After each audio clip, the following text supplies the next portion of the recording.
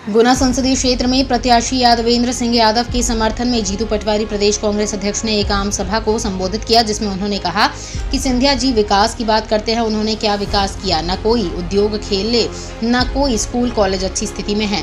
उन्होंने और उनके प्रतिनिधियों ने भूमाफिया को बढ़ावा दिया एवं मोदी ने महंगाई, बेरोजगारी जैसे गैस सिलेंडर के नाम पर जो वोट मांगे थे, उन बातों में से कोई भी वादा पूरा नहीं किया।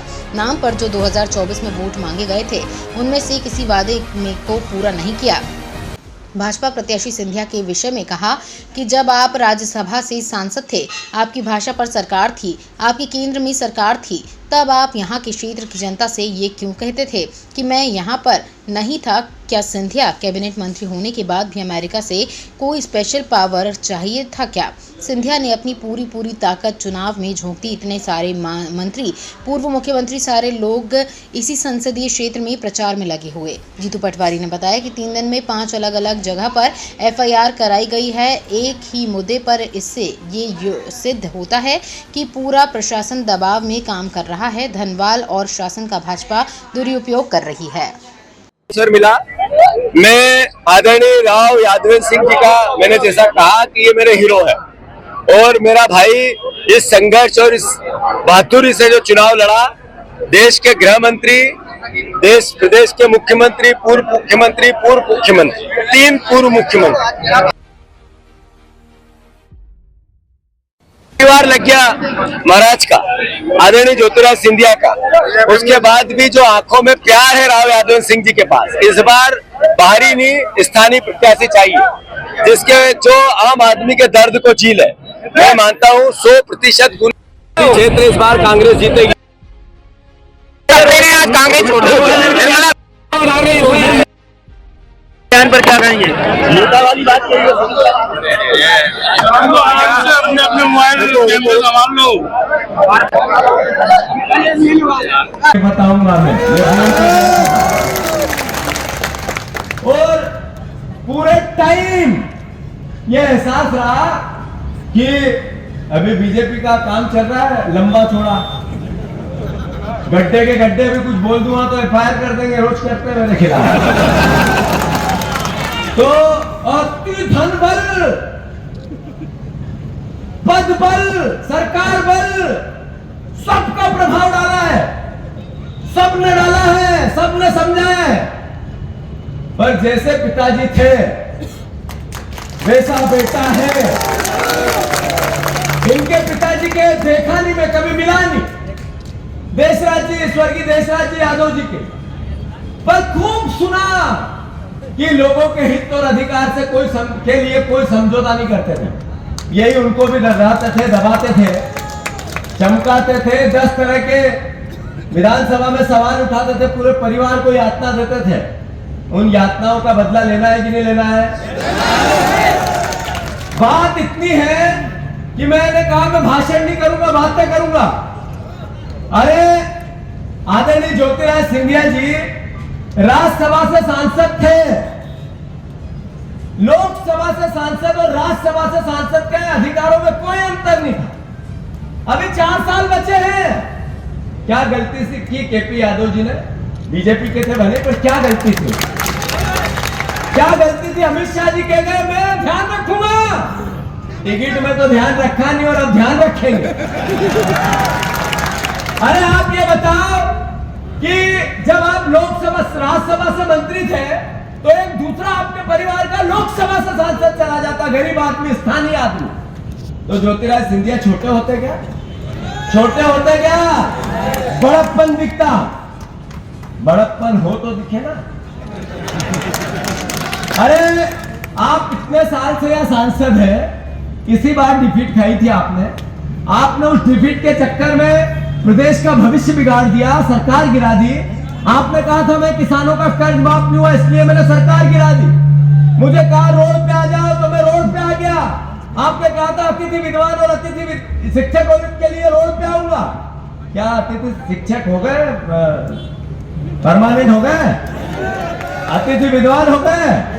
70,000 अतिथि शिक्षक निकाल दिए सिंधिया जी। हलक से एक शब्द तो बोलो।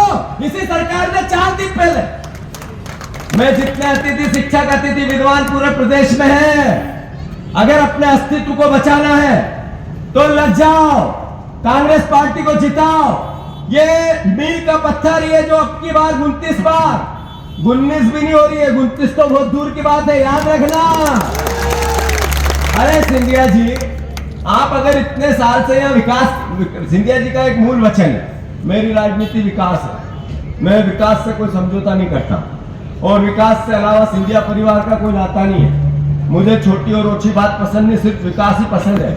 अच्छा कॉलेज होगा अशोकनगर में, अच्छा स्कूल होगा, अरे अच्छा हॉस्पिटल होगा, पूरे संसदीय क्षेत्र में एक भी उद्योग लगा, अशोकनगर से ट्रेन तो इंदौर जाती होगी, जाती थी, बंद होगी। अरे आपने कहा कि विकास से मेरा नाता है, तो पास में राजगढ़ है, वहां पे 25 उद्योग होगा छोटे बड़े, यहाँ क्यों नहीं है? मेरे पास 5 बजे का समय है, थोड़ा छोटा कर रहा हूं। पर अभी 3 दिन पहले मैंने देखा एक वीडियो, एक कोई योद्धा था, कहां का था मुझे नहीं पता, वो कहता है सिंधिया जी आपके आदमियों ने मेरी जमीन पे कब्जा कर लिया, मुझे 1 करोड़ रुपए देना पड़े। उन्होंने कहा क्या मैं था क्या है? मेरे को तो आप लोगों ने मना कर दिया था, 5 साल तो और कोई था, तो और कौन कौन था? आपकी सरकार थी, आपका प्रदेश की सरकार थी, आपकी देश की सरकार थी, आप राज्यसभा के मेंबर थे, आप देश की सरकार के मंत्री थे। इसके अलावा कोई अमेरिका का बदला रहा था क्या आपको बचाने के लिए? अरे उस बच्चे के लिए जरा तालियां बजाओ जिसने उतनी बहादुरी से बात की। अरे भूमाफिया पनपे क्यों, और वो भूमाफिया आपके आसपास क्यों, वो अभी आपका प्रचार क्यों कर रहे हैं? आप भूमाफिया से आगे बचा देंगे तो फिर अभी तक जो यातनाएं भोगी उसके लिए सजा किसको? आप ही को मिलेगी ना, बीजेपी को ही मिलेगी ना, आपके लोगों को ही मिलेगी। सही है कि गलत? मैं इतना ही कहना चाहता हूं कि रोजगार की जहां तक बात है, महंगाई की जहां तक बात है, किसान की जहां तक बात है, रोज में हम सब बोलते हैं, वीडियो पे देखते हो, 5 न्याय की गारंटी कांग्रेस पार्टी के, किसानों का कर्ज माफ करेगी कांग्रेस।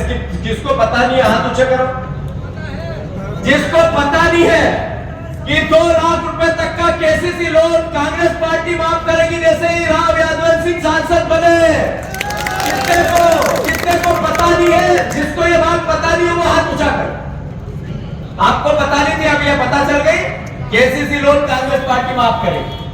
किसको ये पता नहीं कि आपकी बच्ची, आपकी बेटी, आपकी बहू, आपकी पत्नी, आप जो आसपास के लोग, एक महिला 8,500 रुपए साल के, 1 साल 1 लाख रुपया कांग्रेस पार्टी महिला को आत्मनिर्भर आर्थिक रूप से बनाएगी, ये योजना बनाए। किसको पता नहीं है वो हाथ उठा।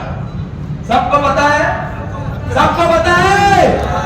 जितने ग्रेजुएट बच्चे हैं, कितने 8,500 की जो योजना पहली पक्की नौकरी, किसको पता नहीं है? हाथ ऊंचा करो। सबको पता है। मैं इतना ही कहना चाहता हूं कि क्योंकि 3 मिनट ही बचे हैं, 4 दिन में 5 FIR कर दी सरकार। अभी भी डरता नहीं हूं मैं। मोहन यादव जी नए आए हैं, वो रोज कहते हैं, मैं कहता हूं उनको कि भैया आपने 5 गारंटी दी थी मोदी जी की, 2700 रुपए गेहूं का बोला था, मिल रहा है आपको? 3000 बहनों को बोला था, मिल रहा होगा आपको? और बोला था कि 450 का गैस सिलेंडर मिल रहा होगा। ये मोदी गारंटी है ना, चाइना का माल, याद रख लेना।